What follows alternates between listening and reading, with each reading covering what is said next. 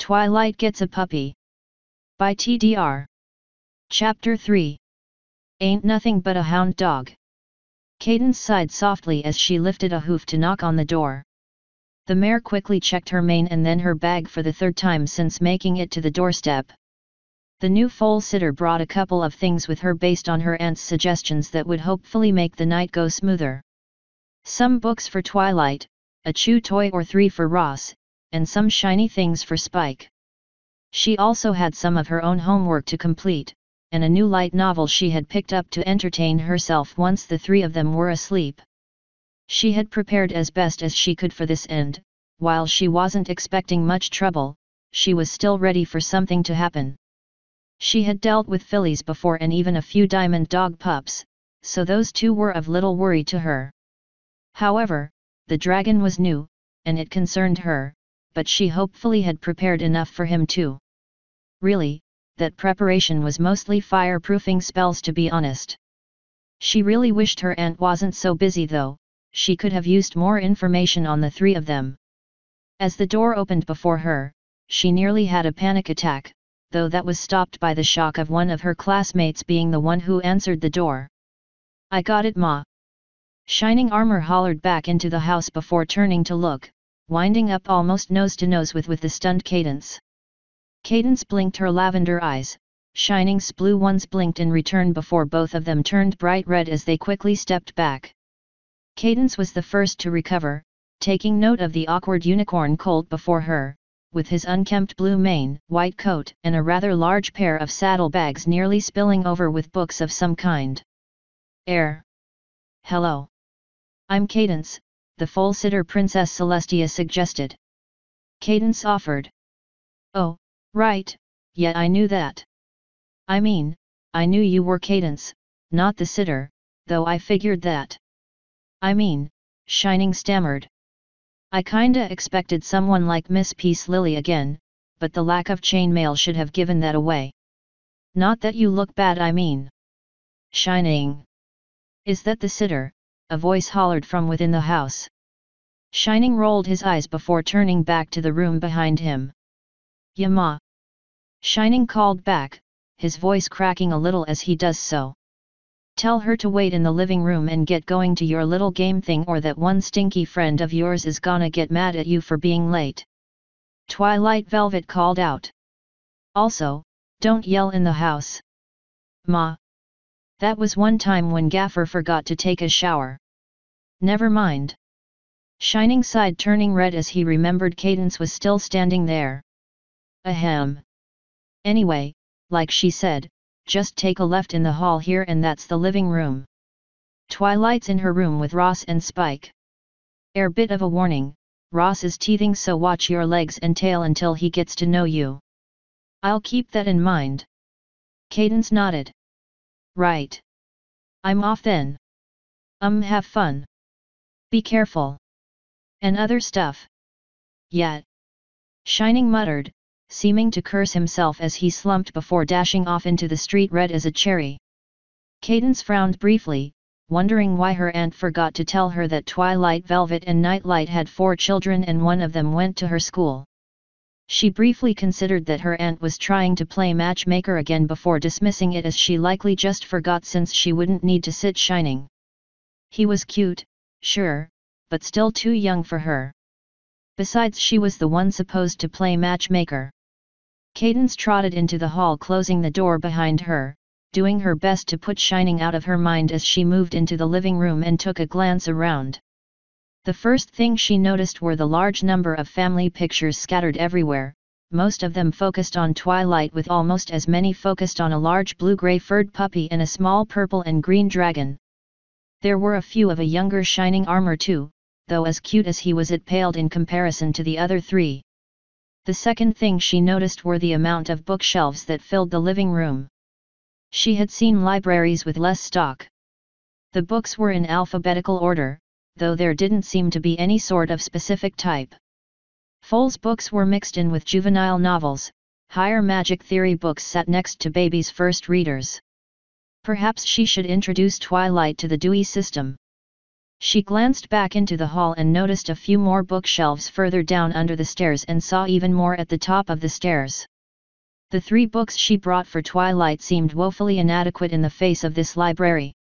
Another thing she noticed were claw and teeth marks everywhere, on the corners of the furniture, the walls, and the bookshelves. None of the books seemed damaged, however. Looking up at the ceiling, she also spotted a number of scorch marks dotting it. The thud of hooves drew her attention back to the hall as 2 ponies came down the stairs. A dark blue unicorn stallion in a formal suit with slicked back blue-gray hair and a off-white unicorn mare with a lavender and white striped mane in a simple blue evening dress. The stallion moved to the door as the mare trotted over to Cadence, sizing her up before presenting a rather long checklist to the younger mare with her magic. "Twilight, Spike, and Ross are in Twilight's room, you can't miss it. It's the door covered in claw marks bearing Twilight's cutie mark at the top of the stairs. I've got dinner set up for them already and it just needs to be heated up on the stove.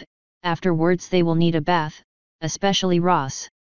He will fight it though, so be careful. He's finally toilet trained, so you don't need to worry about that. After Spike eats, keep his mouth aimed away from you and the others. Usually after 1 or 2 burps he's fine, though pat his back a couple of times just to be sure." Twilight Velvet continued, giving Cadence a spray bottle full of water. "If Twilight misbehaves, take whatever book she's reading away from her. She can't start another book until she finishes the one she's reading. I don't know why, but it's useful. If Ross misbehaves, just squirt him with the water bottle and try to ignore his growling. He hasn't bitten anyone too hard in months.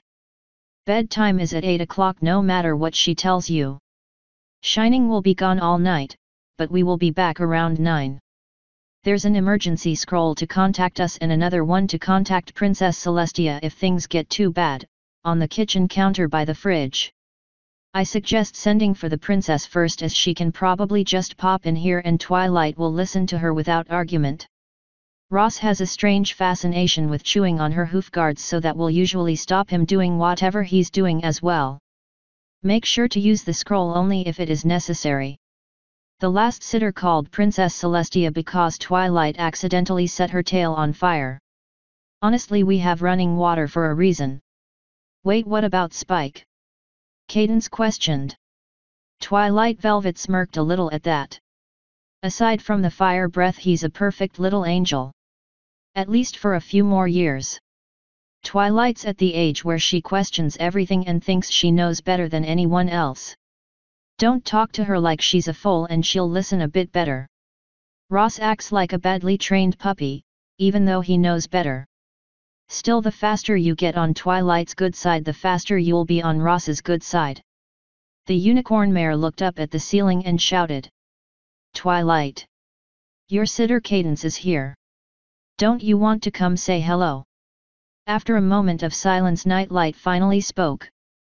"Book Fort." Nightlight stated. "Book Fort." Twilight Velvet agreed. "Book Fort?" Cadence questioned. "Nothing bad, but well, when you go up there you'll find out. Anyway, we need to go or we'll be late. Have fun, dear." The mare waved and trotted out with her husband, leaving Cadence standing there holding a spray bottle and a list that had unrolled and trailed across the floor full of house rules and parenting notes. "Nothing bad," Cadence muttered, looking up the stairs. "Sure, how hard can it be?" Asterisk. After scaling the stairs, Cadence cautiously approached the purple door marked with a reddish 6-pointed star overlapping a white star and 5 other white 6-pointed stars floating around it. She exhaled softly and knocked on the door.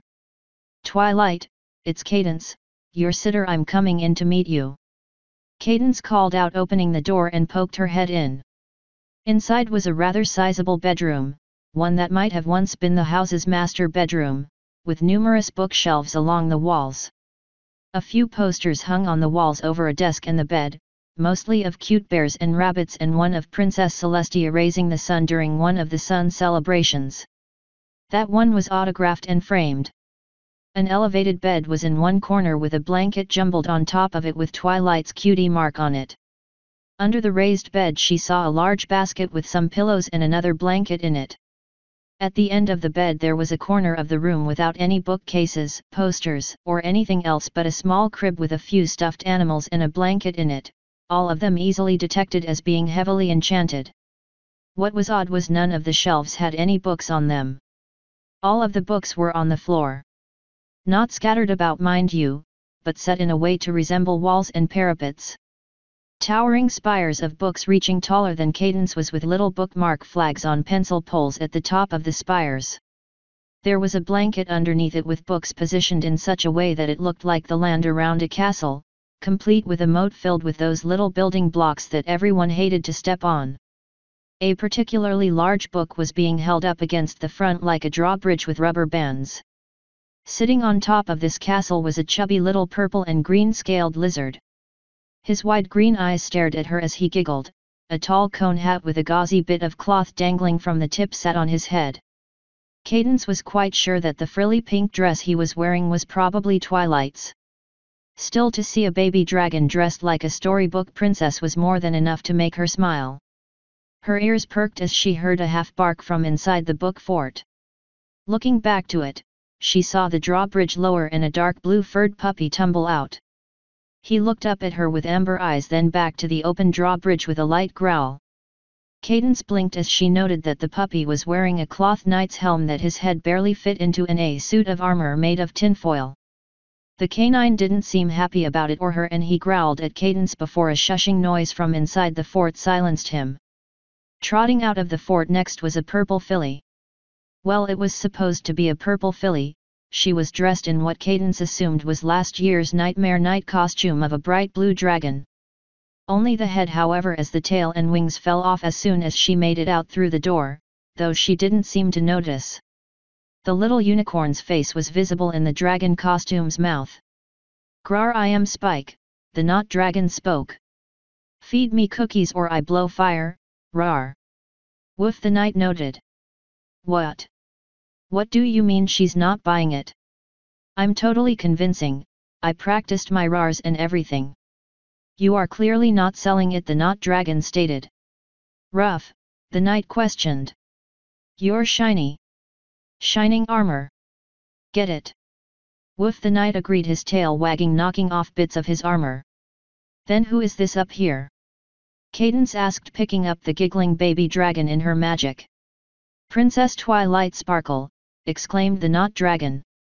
Spike of course took that moment for his giggles to turn into a hiccup, and then the hiccup became a bright green burst of fire. He then of course went back to giggling until he hiccuped again, with more fire. Cadence slowly blinked, looking down at them as the knot dragon and the knight continued the discussion about utilizing proper disguise tactics, while the baby dragon lost himself to hiccups and tiny blasts of fire as he began to spin himself in her magical grip propelled by said blasts. "I really need to have a word with Auntie Celestia about her suggestions," Cadence grumbled. Author's note: redid this chapter as more my usual style. My attempts at present tense aside, there was enough of a change that it was easier to replace the whole chapter. Editing by Lollipops. End author's note. End chapter 3. Ain't nothing but a hound dog.